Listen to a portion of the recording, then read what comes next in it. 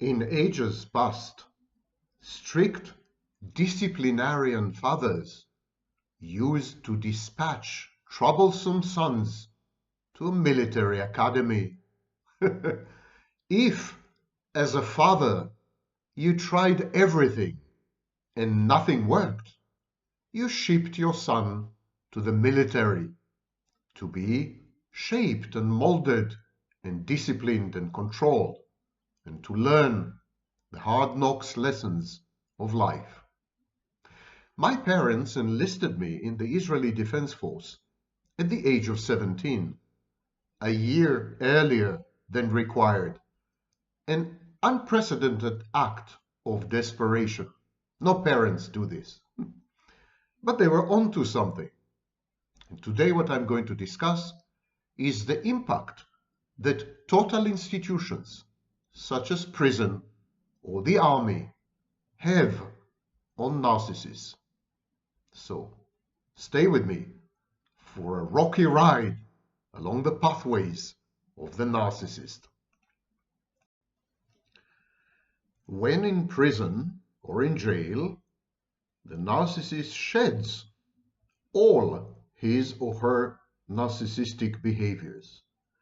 The narcissist becomes a cutie pie pussycat in prison. Does this mean that narcissism, pathological narcissism, narcissistic abuse, does this mean that there are choices? If the narcissist can turn on and off his or her behaviors, doesn't it imply that narcissism, lack of empathy, callousness, ruthlessness, cruelty, disregard for others, inconsiderateness, doesn't it mean that all these are actually choices? The narcissist can be different, can choose to be different. Fact, narcissists are different in prison. And so today I would like to read to you a very thoughtful and detailed comment from one of my viewers and interject here and there with my totally unnecessary observations. But you know me, I have to be there. I love the sound of my voice. But before I proceed, let me make something clear. I did mention prison in multiple videos, but actually I'm talking about total institutions. Total institutions are institutions or establishments where the totality of existence is encapsulated within the institution. So, for example, the army, prison, and some types of hospitals and hospices. These are all total environments.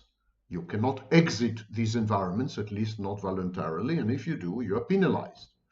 So, within total environments, prison being one example of which, narcissists suspend their narcissistic behaviors, their antagonism, their in-your-face defiance, their psychopathic or antisocial traits. They become totally different human beings. And apropos totally different narcissists, my name is Sam Vaknin.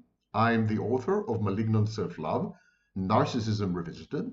And never mind how many of you say otherwise, I am a professor of psychology. Take it and or leave it. Okay, Shoshanim, let's proceed. Complex adaptive system, one word, is a user, an account holder on YouTube, and a subscriber, and he made a very, as I said, very thoughtful comment on the issue of narcissists in prison. And I'd like to read to you his comment. He says, or she says, your statement suggests a specific scenario that narcissists might be at risk of being killed in prisons. And there's a plausible logic to explore here, even if direct data on this exact outcome are scarce. Narcissists, with their grandiosity and entitlement, could indeed face unique vulnerabilities in the volatile, hierarchical world of prison.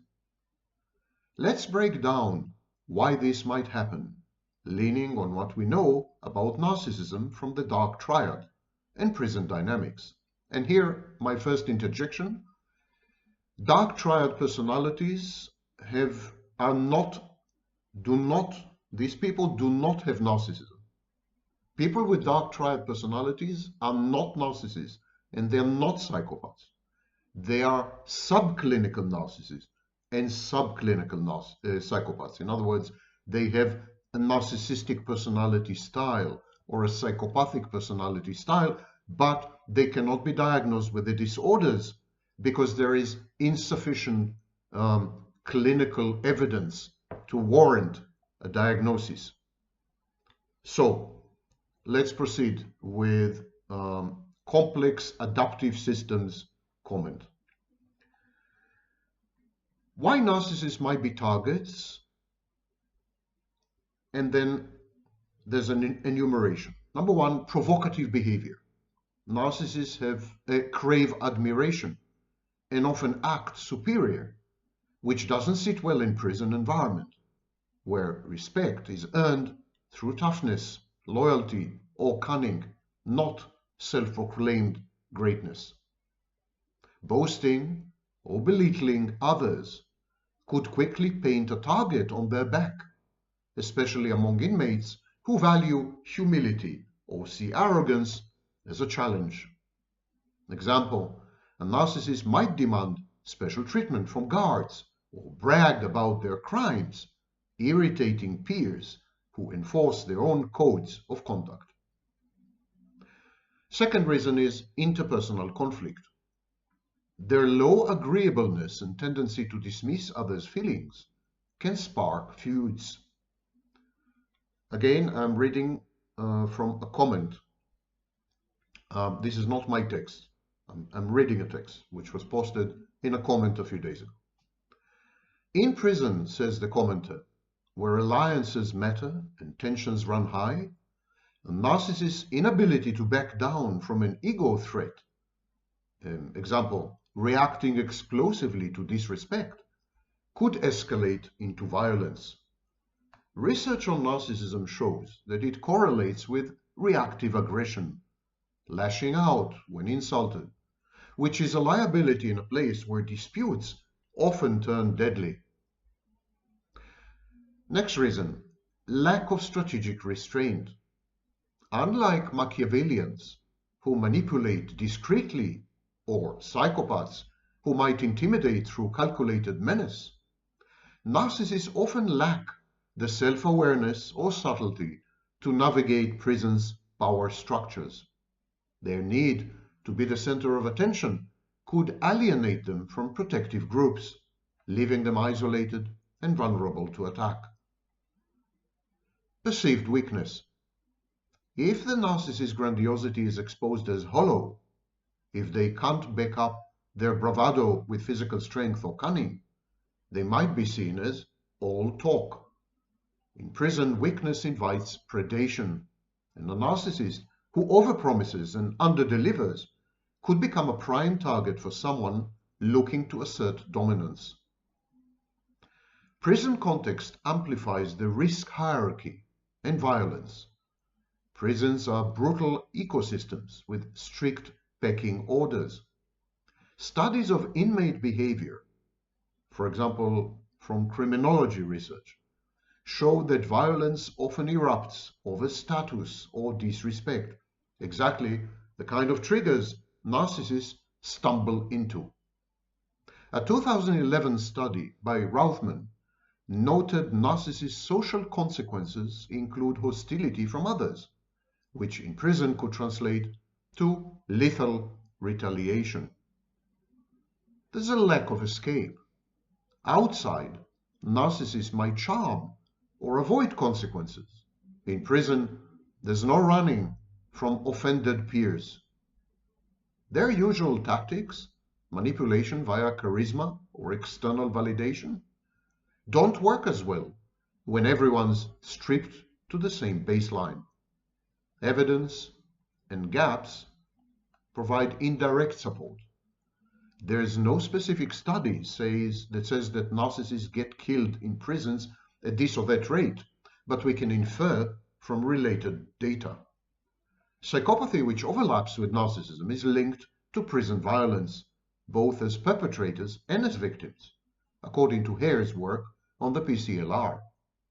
Narcissism correlation with aggression, for example, Bushman and Baumeister, 1998, suggests that they would be involved in conflicts, some fatal. There are anecdotal cues as well. Prison memoirs and documentaries often highlight inmates who talk too much or act superior getting targeted. While not scientific, these align with narcissistic traits. There's a contrast with others. Machiavellians might survive by scheming quietly, psychopaths by intimidating, or by blending in with the toughest cliques. Narcissists are less adaptable. They might not fare as well.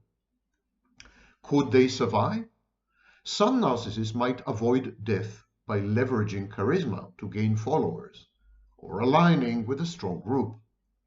Consider, for example, a gang leader who thrives on admiration.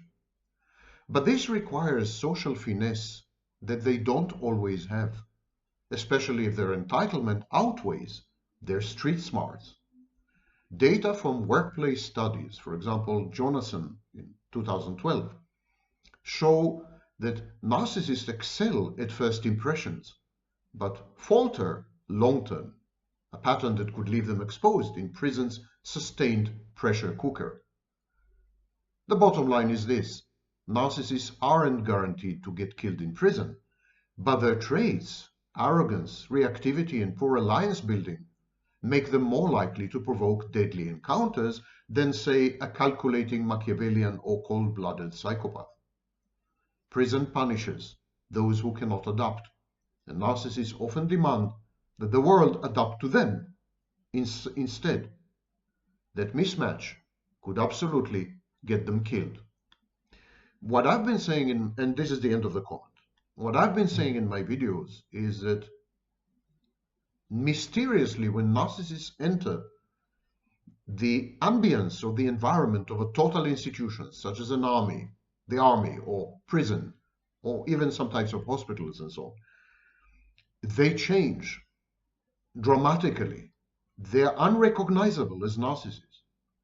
So while all this dissertation is accurate, the outcomes are that narcissists adapt positively to prison environments. They do not get killed disproportionately. They simply change to the point that none of the dissociality and antagonism of narcissism is apparent. They fit in. They modify their behaviors. Some of them become submissive. Others become charismatic. Be that as it may, they survive. Narcissists are survivors. So, whereas I keep repeating in my videos that if a narcissist were to not adapt to the prison environment, he is likely to end up a dead narcissist.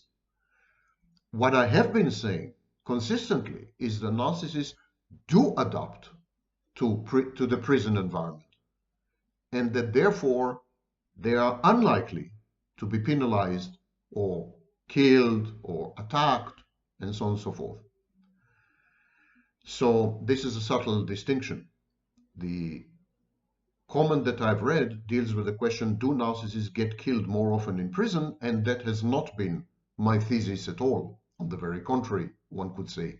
My thesis is that narcissists do not get killed in prison because they are no longer narcissists. And if this is the case, this raises the very disturbing possibility that narcissists can switch on and off their pathological narcissism and the harmful, deleterious, catastrophic impacts that their narcissism has on other people. It seems that they choose to be narcissists. They couldn't care less. And if so, there is a good argument to be made that narcissistic abuse in all its manifestations is a crime.